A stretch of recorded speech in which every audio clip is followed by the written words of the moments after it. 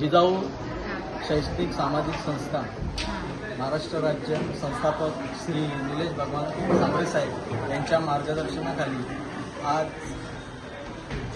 Panel number 9 मध्ये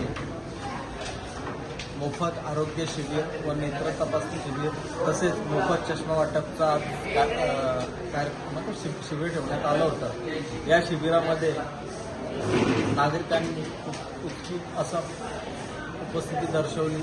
500 ते 600 लोकांनी या शिबिराचा लाभ घेतला। मोफत चष्मे सुद्धा आपण वाटप केले। तर जिजाऊ संस्था ही गेल्या 17 ते 18 वर्षापासून सामाजिक तसेच शैक्षणिक कार्य तसं आरोग्य सेवाही देतच असते। आज या शिबिराला आमचे मोठे बंधू प्रशांत माळी उपस्थित राहिले।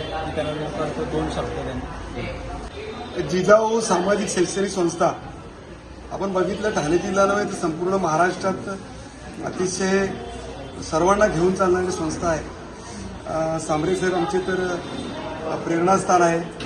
त्यांच्या त्या मोनिकाताई त्यांच्यासोबत काम करतात, चिरंजीव काम करतात आणि खास करून ज्या मल्हारनगर विभागामध्ये आम्ही लहानपणापासून काम करतो आणि योगायोग आमच्या विभागाचं भाग्य आहे की विभागात कल्याण पश्चिम विभागात एक शहर अध्यक्ष गणेश गायके राहतात।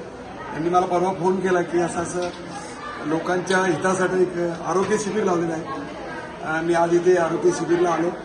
350 ते 400 लोकांनी इथला लाभ घेतला। बघा कसं असतं की राजकीय पक्ष असो, संघटना असो, संस्था असो, त्याच्या माध्यमातून लोकांचा विकास होतोय, लोकांचं हित होतंय।